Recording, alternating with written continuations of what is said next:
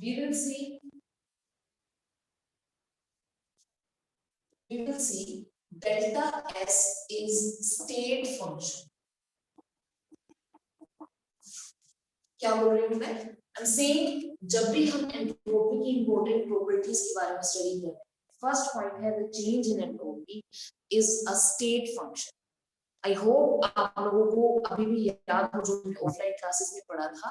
Thermodynamics हमें ये बोलती है कोई भी फंक्शन स्टेट फंक्शन तब कहलाता है अगर ये पाथ पर डिपेंड नहीं करता. If it doesn't depend upon the path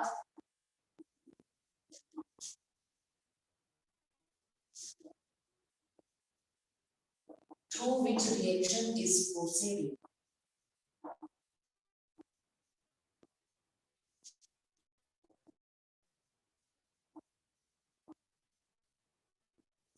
first point यही है स्टेट फंक्शन होने का मतलब ही है कि वो पाथ पर डिपेंड नहीं कर रहा है. दैट मींस अगर ये स्टेट फंक्शन है तो इससे हर स्टेट पर डिपेंड करता है s final minus s initial. और अगर मेरे लिए कोई केमिकल रिएक्शन प्रोसीड हो रही है और any chemical reaction delta s equals to s product minus s react. मान लीजिए ये बात मैंने आपको कल भी बताई थी, आज फिर से थोड़ा सा इसके बारे में बताऊं. अगर मेरा कोई रिएक्टेंट A है और वो प्रोडक्ट B में जा रहा है तो जो चेंज इन एंट्रोपी है that would be the entropy occurring in product that is B minus reactant that is A, right? So this was all about the first property. Second point is mathematical expression of entropy. Very important. Mathematical expression for entropy. देखिए बच्चे इसको एक simple से term समझाना चाह रही हूँ, एक सिंपल लेवल में समझाना चाह रही हूँ. जब भी हीट इंक्रीज होगी हमारे सिस्टम के अंदर, जैसा कि हमने कल पढ़ा था कि अगर हमारा एक वाटर का मॉलिक्यूल एक गैस के मॉलिक्यूल में कन्वर्ट हो रहा है तो उसके बीच जो फोर्स ऑफ अट्रैक्शन है that is decreasing, that is becoming negligible. पहली बात. दूसरी बात ये है कि जैसे फोर्स ऑफ अट्रैक्शन कम हो रहा है, जो मॉलिक्यूल्स हैं उनके बीच में स्पेस ज्यादा है, वो रैंडमनेस उनके बीच ज्यादा हो रही है, कोई इधर मूव कर रहा है कोई इधर मूव कर रहा है. हर केस में the randomness is increasing when we are absorbing the energy, our system is absorbing the energy and there is increase in disorderness. disorderness का मतलब क्या है? एंट्रोपी इंक्रीज हो रही है. तो इसका ये जो मैंने आपको सारी स्टोरी सुनाई है इसका एक सिंपल सा मतलब कि आपका जो एंट्रोपी है वो हीट पर डिपेंड है.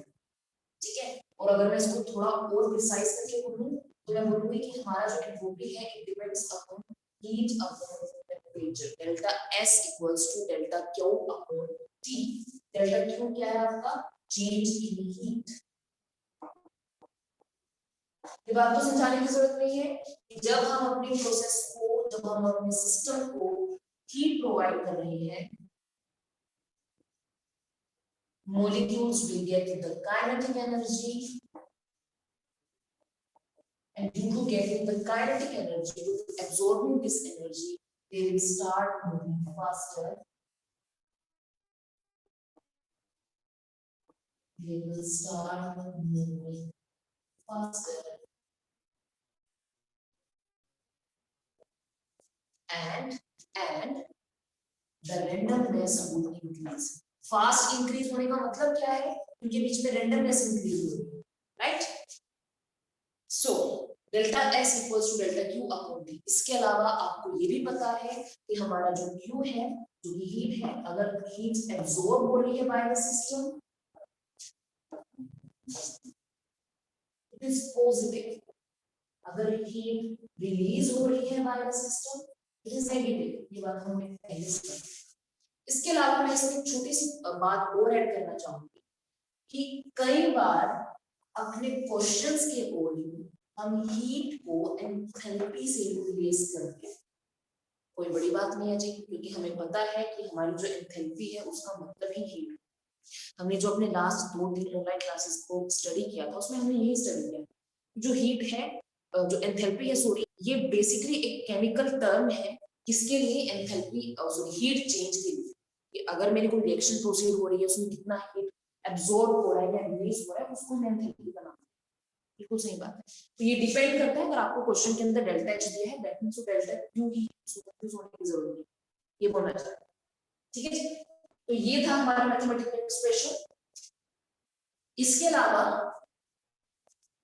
थर्ड पॉइंट है हमारा यूनिट फॉर एंथैल्पी। देखिए आपकी जो एंट्रोपी है वो डिपेंड कर रही है हीट पे और टेम्परेचर, यानी डेल्टा क्यू पे और टी टेम्परेचर। दैट मींस इसकी जो यूनिट है वो किसकी यूनिट होगी, हीट और टेम्परेचर की रेशो की जो यूनिट बनेगी वो एंट्रोपी की एक्चुअल यूनिट। तो डेल्टा क्यू अपॉन टी हमें पता है हमारी जो हीट होती है वो होती है जूल में, टेम्परेचर होता है हमारा केल्विन में। So the heat entropy unit should be joule पर केल्विन, राइट। इसके अलावा हमें पता है हमारे पास बहुत सारी सीजीएस यूनिट्स होती है, एमकेएस यूनिट्स होती है। जूल को हम केल्विन से रिप्लेस कर सकते हैं और केल्विन को हम डिग्री सेल्सियस से रिप्लेस कर सकते हैं, right. This is MKS unit, CGS unit. But अगर आपको मोल्स भी दे रखे हैं, आपको क्वेश्चन दे रखे हैं कि 5 मोल 10 मोल 15 मोल वो चेंज हो है ना, तो इस वजह से हमारी जो डेल्टा एस है वो थोड़ा सा हो जाएगा एनसी। ठीक है, ये क्वेश्चन हम, ये जो मैंने पॉइंट अभी बोला है एन के बारे में, इसी के ऊपर मेरी नेक्स्ट प्रॉपर्टी डिपेंड कर रही है, property number 4 which tells us that entropy is an extensive property। Extensive मतलब ये अमाउंट पे डिपेंड, ये टॉपिक भी हमने स्टडी किया था। एक्सटेंसिव प्रॉपर्टी किसको बोलते हैं, the properties which depend upon the number of moles which depend upon the amount of the solute, right. So यहां तक आई होप आप लोगों को क्लियर हो गया होगा,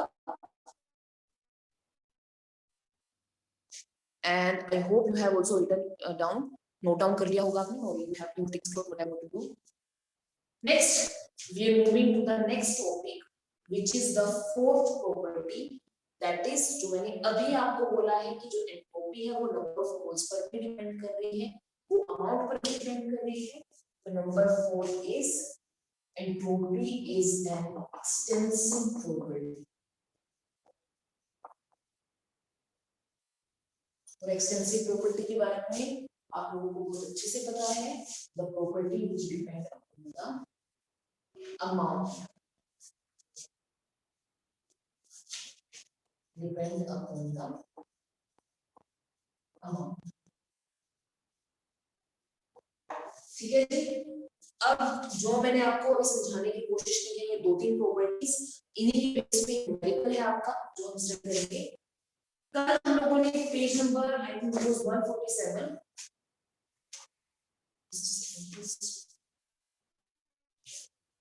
यस, पेज नंबर 177, उसमें हमने प्रॉब्लम 6.9 स्टडी की। I just rubbing this one.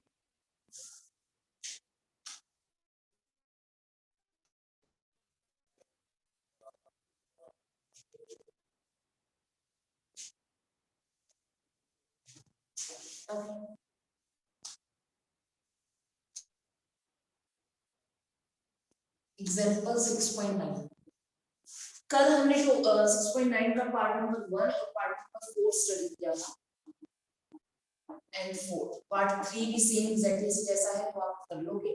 जो आपका पार्ट नंबर 2 है 6.9 का, उसमें क्वेश्चन दिया गया है the temperature of crystalline solid, the temperature of a crystalline solid is raised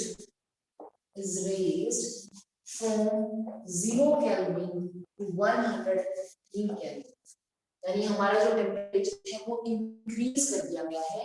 what would be the change in entropy effect, यानी आपकी जो एंट्रोपी है क्या वो इंक्रीज होगी क्या वो डिक्रीज होगी, ये क्वेश्चन जो है हमें बताना चाहते हैं। जल्दी से बताइए, थोड़ा सा दिमाग लगाइए। अभी हमने विद इन अ मिनट पहले इस टॉपिक को स्टडी किया है, इसी के बेस पे क्वेश्चन है क्या इफेक्ट हो सकता है अगर टेम्परेचर को इंक्रीज किया जाए। on the entropy.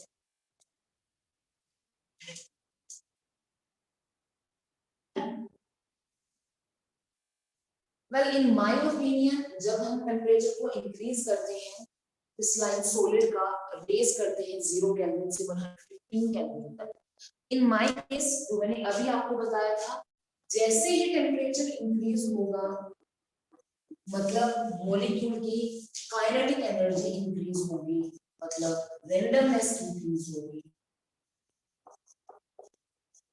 मतलब एंट्रोपी भी इंक्रीज होगी, या फिर मैं बोलूं तो change in entropy will be increased, right? So whenever we are increasing the temperature, the kinetic energy is increasing, the randomness is increasing, which means that the change in entropy is also getting increased. ठीक है जी? चलिए, ये topic हमने study कर लिया है with the help of example. अब हमारे पास हमने 4 इंपॉर्टेंट प्रॉपर्टीज उसकी स्टडी कर ली है। Right now we have the fifth point, the fifth property, which is the physical significance. The physical significance.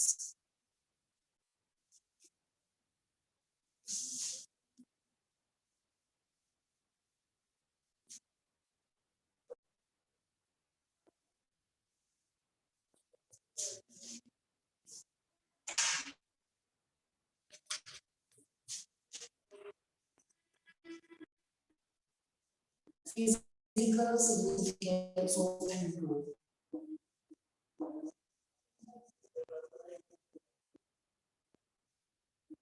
My dear students, जो मैं टॉपिक आपको आज करा रही हूँ कि एंट्रोपी है क्या, उसको डिफाइन कैसे करते हैं, उसका मैथमेटिकल एक्सप्रेशन क्या है, उसकी यूनिट क्या है, उसका फिजिकल सिग्निफिकेंस क्या है, उसकी प्रॉपर्टीज क्या है, this topic is very very important for your examination point, very crucial. So please be attentive, और कोई भी डाउट हो you will let me know whenever the class is over. Now the last point is, the last property of entropy is what is its physical significance actually. देखिए बच्चे, physical significance का मतलब है कि एंट्रोपी का हमारे लिए रियल लाइफ में क्या फायदा, वो तो हमें पहले से पता है जी, हम रेंडमनेस चेक कर रहे हैं, और sorry not isolated life, isolated system, हम रेंडमनेस चेक कर रहे हैं, जिससे हमें पता चल रहा है कि रेंडमनेस चेंज होने की वजह से हमारा जो सिस्टम है उसको हम कैसे रिलेट कर सकते हैं स्पॉन्टेनिटी से। हम ये करना चाह रहे हैं कि रेंडमनेस इंक्रीज होने की वजह से क्या स्पॉन्टेनिटी भी होती है या नहीं, क्या वो प्रोसेस खुद से होगी या नहीं, ये हम पता करना चाह रहे हैं। बट अब क्वेश्चन ये राइज होता है, मान लीजिए आपके पास कोई सिस्टम है जो एक आइसोलेटेड सिस्टम है, and you know very well what is isolated system. Everybody I think has remembered this, what is isolated system. Isolated system वो सिस्टम होता है जिसकी वॉल्स कंप्लीटली थर्मली इंसुलेटेड, यानी जिसमें से ना हीट और ना मैटर का कोई एक्सचेंज हो, नो हीट मैटर एक्सचेंज, यानी इस बात को मैं ऐसे बोल सकती हूँ जी कि डेल्टा क्यू की वैल्यू जो है वो 0 होगी। गलत तो नहीं बोल रही, ये पढ़ा है ना हमने आइसोलेटेड सिस्टम में, हमने ये पढ़ा था कि suppose we are using the thermos flask, suppose I am using this बोतल, this is something which is an isolated system, इसकी वॉल जो है वो इतनी इंसुलेटेड है, इसका जो कंटेनर है इसमें अगर मैं गर्म पानी डाल रही हूँ, द हीट ऑफ दिस बोतल not release, not be exchanged with the surroundings, right? आपको पता है ये। तो मेरा क्वेश्चन ये है कि जब हम आइसोलेटेड सिस्टम की बात कर रहे हैं, उसके अंदर डेल्टा क्यू की वैल्यू 0 है, ठीक है, एग्री करेंगे ना?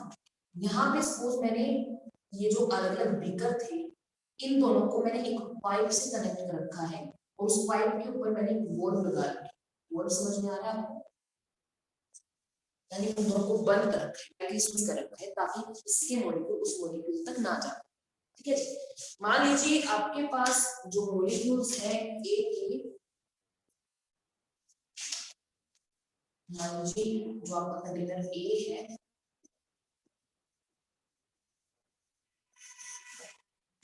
और जो कंटेनर बी है,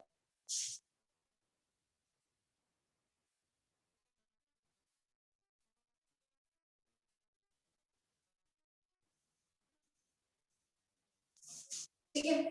अब मैंने क्या किया, इस आइसोलेटेड सिस्टम के अंदर, इस सिस्टम के अंदर इस वॉल को रिमूव कर दिया। I have just removed the wall. After removing the wall, what would happen?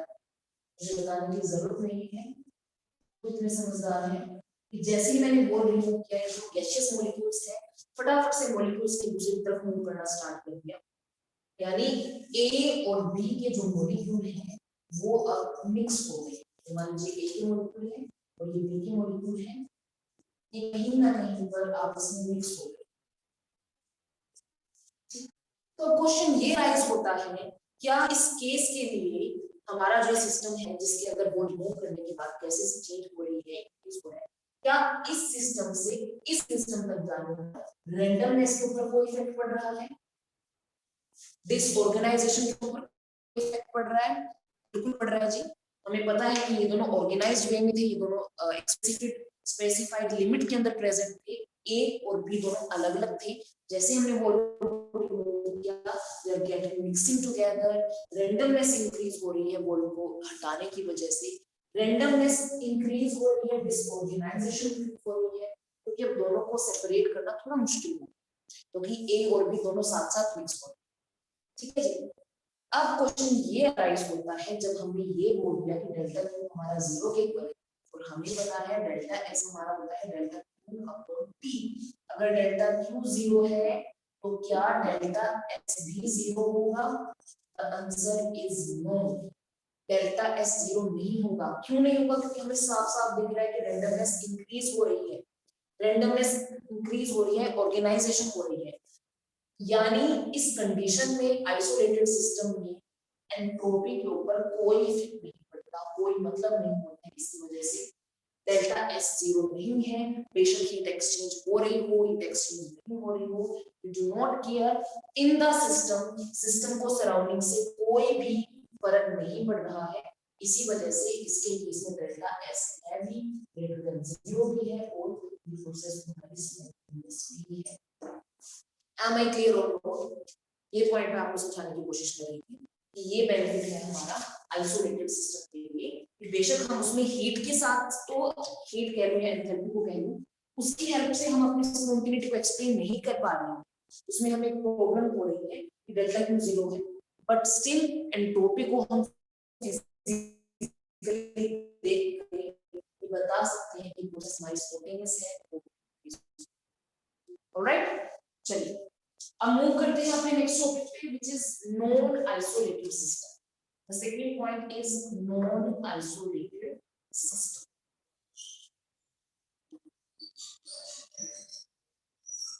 यानी अब ऐसा कोई सिस्टम है जिसके अंदर कोई वॉल नहीं है, कोई पर्टिकुलर इंसुलेटेड वॉल नहीं है जिसमें से हीट कुछ नहीं बता सकता। मैं बताना चाहती हूँ कि नॉन आइसोलेटेड सिस्टम में एक्चुअल पॉइंट क्या है? पॉइंट क्या है कि अब सिस्टम और सराउंडिंग दोनों के बीच में entropy of system plus entropy of surrounding, that means entropy of universe.